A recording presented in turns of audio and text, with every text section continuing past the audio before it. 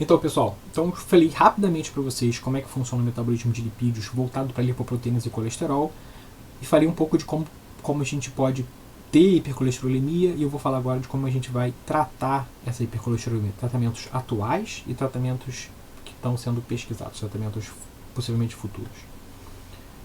Vamos para a aula. Então, o tratamento para hipercolesterolemia, a gente tem vários tratamentos para hipercolesterolemia, uma doença metabólica muito presente, que logo acaba tem muito interesse na indústria farmacêutica para o lançamento de novos fármacos, porque você vai saber que você vai vender. Tá? Primeira coisa que o médico vai falar para o paciente quando chegar lá com um tratamento com quadro de hipercolesterolemia é fazer uma combinação de dieta e exercício. É a primeira coisa que o cara vai fazer. Se você não tiver histórico, se o paciente não tiver histórico de hipercolesterolemia familiar, a primeira coisa que você vai fazer é tentar dieta e exercício. Se sabe-se, pelo histórico do paciente, que ele tem hipercolesterolemia familiar, chega um paciente com 15 anos e colesterol total 600, 700 miligramas por decilitro, não adianta dieta e exercício. Isso não é causado pelo ambiente, tá? Então é uma coisa muito mais séria que vai ter que ser tratada de fato farmacologicamente.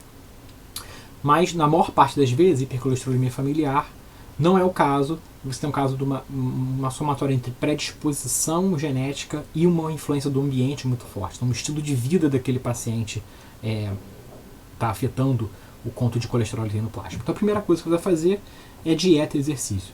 Então uma dieta tentando comer menos colesterol, tá? E uma dieta também reduzida em carboidratos. Por quê? A maior parte do colesterol que a gente tem circulante no corpo não é o que a gente come, a maior parte vem da que a gente mesmo sintetiza. Isso não quer dizer que você não possa estar com uma dieta rica em colesterol e com isso você está aumentando a quantidade de colesterol. Mas provavelmente não é o principal fator. O principal fator em quantidade é a síntese. Tá? A síntese interna de colesterol, que é aquela via que eu mostrei para vocês. Então, a primeira coisa, você vai fazer uma dieta cortando colesterol, mas também cortando carboidratos, tá?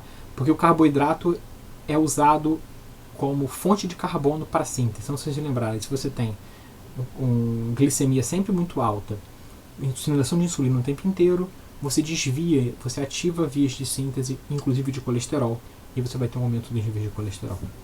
Por outro lado, o exercício vai ter um efeito contrário. Então, se você aumenta a quantidade de exercício que o cara está fazendo, o cara vai gastar energia, os níveis de ATP diminuem, e como eu falei para vocês, se você tem menos ATP, você vai ter um bloqueio das vias anabólicas e um estímulo das vias catabólicas. Tá? Então, se você bloqueia as vias anabólicas, de modo geral, a síntese de colesterol também vai ser inibida.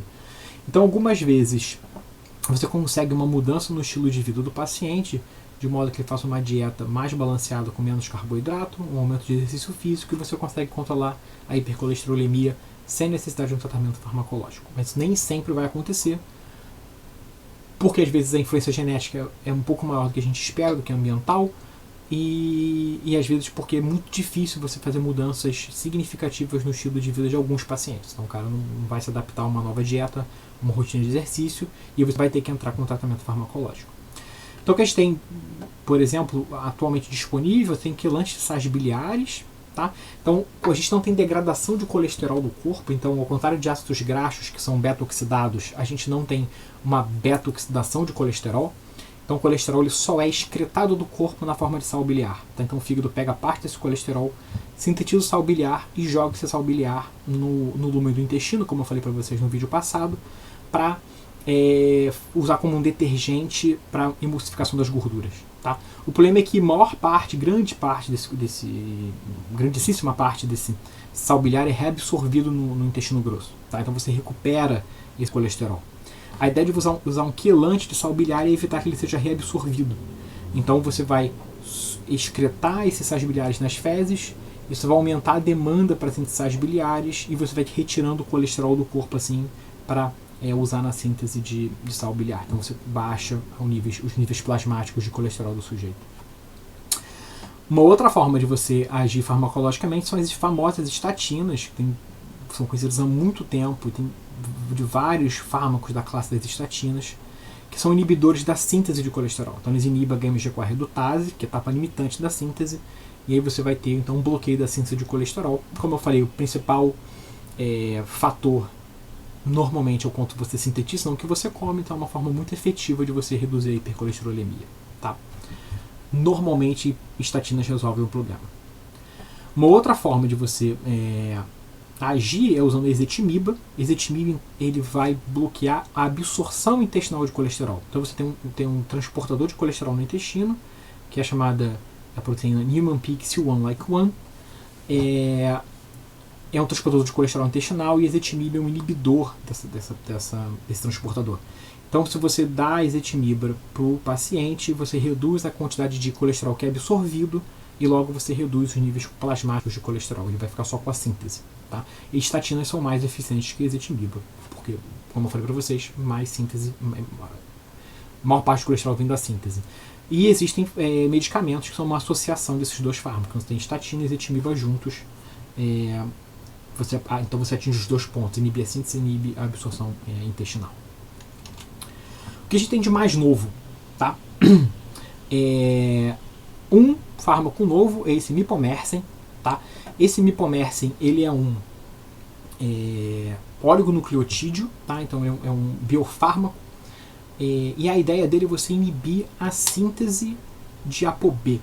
Tá? Então a ApoB ela é a proteína da síntese de VLDL. Então a ApoB está presente na VLDL e, como eu falei, se ela está presente na VLDL, ela está presente também na LDL.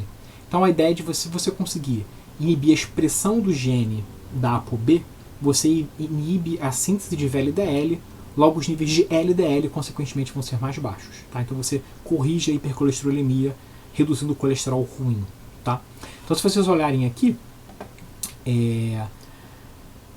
pacientes que tomaram placebo, pacientes que tomaram mipomersen, então um teste de fase 1, tá? Um teste clínico de fase 1, quantidades bem pequenas de pacientes. Então se vocês olharem no placebo, tem reduções muito pequenas ou insignificativas nesses parâmetros, mas os pacientes que foram tratados com mipomersen, você tem uma redução, por exemplo, de 47% de colesterol total, de colesterol LDL, desculpa, uma redução de 46% na quantidade de ApoB, então relativa, né? Então você reduz a ApoB, você reduz proporcionalmente a LDL, como era de esperar. O colesterol total também está muito reduzido, a maior parte do colesterol total vem da LDL, a quantidade de HDL é bem mais baixa. Tá? Triglicerídeos também você também reduz, porque, como eu falei para vocês, o VLDL carrega tanto triglicerídeos quanto colesterol, então tem uma redução de triglicerídeo também. E se a gente olha a relação HDL e LDL, você tem uma redução também de lá de cerca de 50%. Então você reduz a hipercolesterolemia quase pela metade. E o que é importante é que você não tem efeito sobre a ApoA nem sobre a HDL. Então você atinge o colesterol ruim sem atingir um colesterol bom. Tá? Então você não reduz o colesterol de modo total, você diminui o colesterol total e melhora a correlação HDL e LDL, que é um parâmetro importante para risco cardiovascular. Esse fármaco foi aprovado pelo FDA em 2013, em outros países em 2014. Ele foi rejeitado pela Europa em 2 tentativas devido ao risco de efeitos adversos no fígado e no sistema cardiovascular. Até onde eu sei, a gente não tem registro ainda no Brasil. Acho que não foi registrado. Um outro tratamento na verdade, um fármaco, um biofármaco que está uma disputa patenteária entre a Sanofi e a Amgen. É um anticorpo monoclonal que ele se liga a uma protease, uma proteína que degrada o receptor de LDL. Então a ideia é que, se você conseguir inibir essa proteína, você aumenta a quantidade de receptores de LDL na superfície do hepatócito, lá do fígado, você vai conseguir aumentar a captação de LDL, e com isso você vai reduzir a hipercolesterolemia. Tá? Então, nesse tratamento, você vê que a linha vermelha é o paciente que tomou placebo durante 2 semanas, tá? E que diferentes posologias, tá? Então, 200 mg a cada 4 semanas e por aí vai. Então, o melhor que a gente tem, a melhor posologia que a gente tem, que tem menos variação nos níveis de colesterol, seria você dar 150 mg a cada 2 semanas. Isso você consegue uma redução na quantidade de colesterol de cerca de 50%. Tá? Também, de novo, 50%. Então esse fármaco foi aprovado pela FDA em 2015, aprovado pela Anvisa em 2016. Mas é super caro. Tá? Então a ideia é que esse tipo de tratamento é o tratamento de segunda linha. Você tenta tratar o cara com estatina, se ele não responde por algum motivo, ou ele tem uma hipercolesterolemia familiar muito grave, colesterol muito alto, ou ele é alérgico ao componente da estatina, ou por algum motivo ele tem algum tipo de diferença genética, algum tipo de mutação na GMG-CoA redutase que faz com que a estatina seja menos eficiente. Mas isso é bem raro, então você vai ser um tratamento específico para alguns tipos de pacientes apenas, não é para você dar para qualquer paciente com hipercolesterolemia, tá? Não é um tratamento prioritário. Um outro tratamento que está sendo buscado, e isso para diferentes farmacêuticas, então Pfizer, Merck, Roche, Lilly, Amgen, estão atrás de inibidores, tá? Então tem vários protótipos de inibidores dessa enzima aqui, tá? Que é a proteína transferidora de colesterol éster. Tá? O que essa proteína faz? Essa proteína ela é responsável por fazer transferência de colesterol da HDL para VLDL ou para LDL. Tá? Então, enquanto a HDL está pegando o colesterol dos tecidos para levar para o fígado, você tem essa proteína que parece jogar contra. Tá? Então, o que ela faz é tirar colesterol da HDL e jogar para VLDL. Por isso você está passando o colesterol do lado que estava bom para o lado que está ruim. Tá? Então, se você conseguir inibir essa proteína aqui, você conseguiria fazer com que os níveis de colesterol na HDL e no transporte reverso sejam maiores. Então você vai aumentar os níveis de colesterol HDL e reduzir os níveis de colesterol LDL. Então tem muita gente atrás de um fármaco capaz de inibir essa proteína. Tá? Tem outros processos que estão sendo investigados, esse aqui é bem específico, tem muita gente atrás, mas tem outros pontos que também são importantes. Então, tem gente, eu não coloquei os exemplos aqui, mas a gente pode pensar em outras estratégias, como por exemplo, você fazer infusão de ApoA, que é a proteína que faz a HDL, ou a proteína original, ou proteínas sintéticas que têm a mesma capacidade. Então você injetaria no sujeito, aumentaria pontualmente os níveis de HDL e rapidamente você conseguiria retirar o colesterol, aumentar muito rapidamente o transporte de colesterol, injetando direto a proteína, tá? Fazer uma infusão de ApoA. Uma outra forma é você aumentar a produção de ApoA do próprio corpo, então você conseguiria aumentar a produção de ApoA no intestino ou no fígado de alguma forma. Então tem vários componentes para tentar fazer isso, e você aumentaria naturalmente os níveis de HDL. É uma outra estratégia. Uma outra estratégia, por exemplo, é você ter uns agonistas desse receptor LXR, que ele está envolvido com a secreção de colesterol pelos macrófagos. Tá? Então os macrófagos eles vão comendo colesterol em diferentes tecidos ou no plasma. Tá? Uma coisa que acontece, eles acabam sendo responsáveis pela arteriosclerose, mas esse receptor LXR ele é responsável por fazer com que o macrófago cuspa colesterol para HDL, aumentando o transporte reverso de colesterol.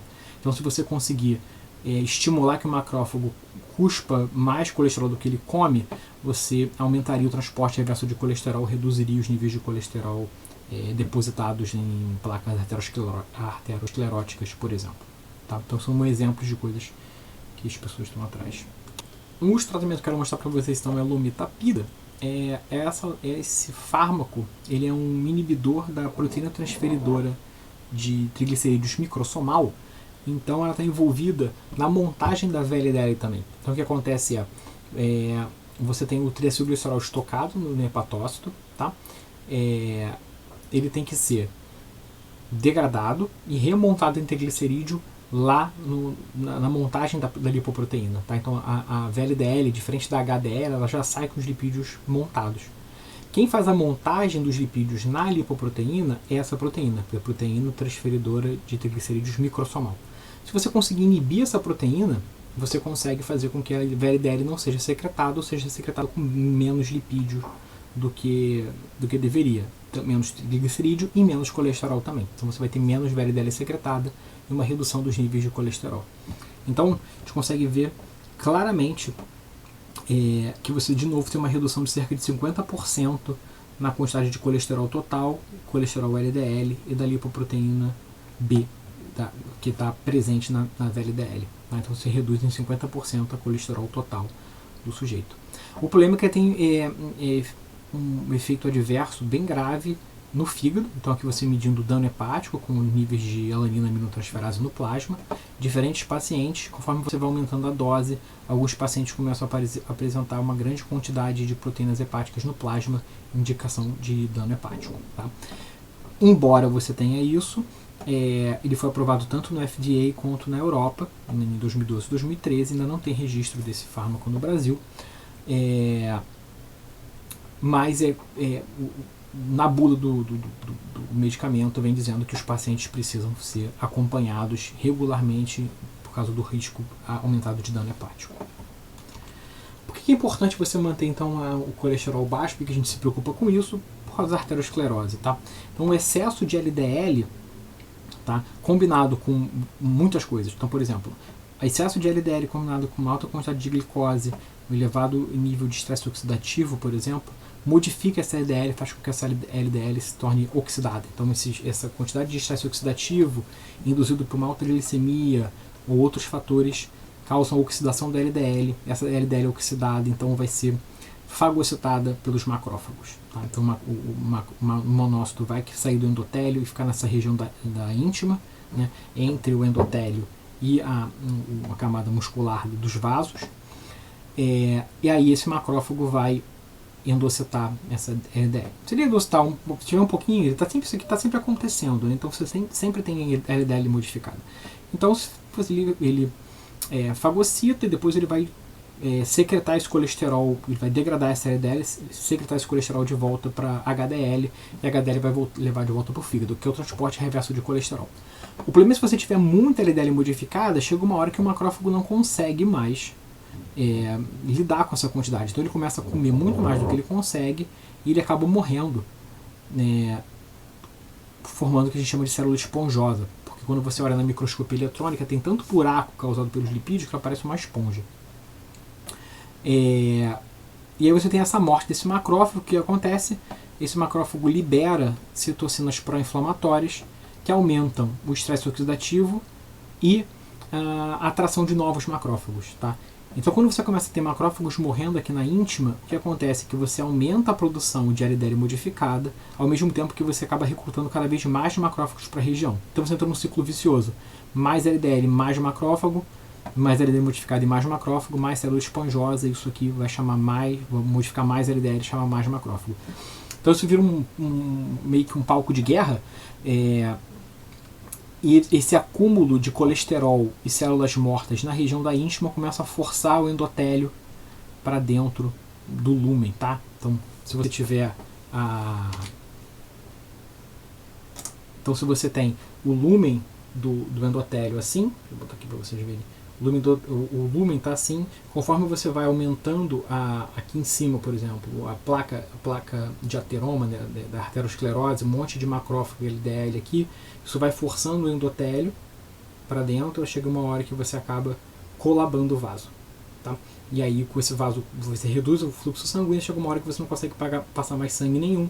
Se isso é numa artéria cardíaca, alguma coisa perto do coração, você tem um infarto do miocárdio. Se é num capilar cerebral, alguma coisa na região do cérebro, algum vaso desse, você pode ter uma isquemia por falta de oxigenação, tá? E aí você vai ter os efeitos. Então a ideia de você reduzir a quantidade de colesterol presente no plasma é você evitar que esse cara aqui esteja muito alto, logo você tenha muito acúmulo de LDL. Então se você conseguir bloquear esse ponto aqui, você reduz a quantidade de LDL modificada e você vai conseguir pelo menos controlar o crescimento da placa de ateroma. Mesmo que você não reduza, você consegue controlar e evitar que o paciente piore. Tá? Então a ideia de você reduzir a hipercolesterolemia é principal para isso. E pacientes com hipercolesterolemia familiar, às vezes os caras têm um infarto com 15 anos, porque é muito grave. Mas normalmente isso vai acontecer com o tempo. Então, manter os níveis de colesterol baixo e também manter a glicemia baixa, porque você vai conseguir evitar então que tenha mais modificação de LDL, é o tratamento ideal para você evitar a arteriosclerose. Beleza? Então é isso, pessoal. Essa é a nossa aula de hipercolesterolemia. E eu volto a falar com vocês só na última aula, que eu vou falar de câncer e envelhecimento, e a partir da semana que vem vocês vão ficar com o professor Heitor. Um abraço e daqui a pouco, ou daqui a algum tempo, eu estou de volta. Tchau, tchau.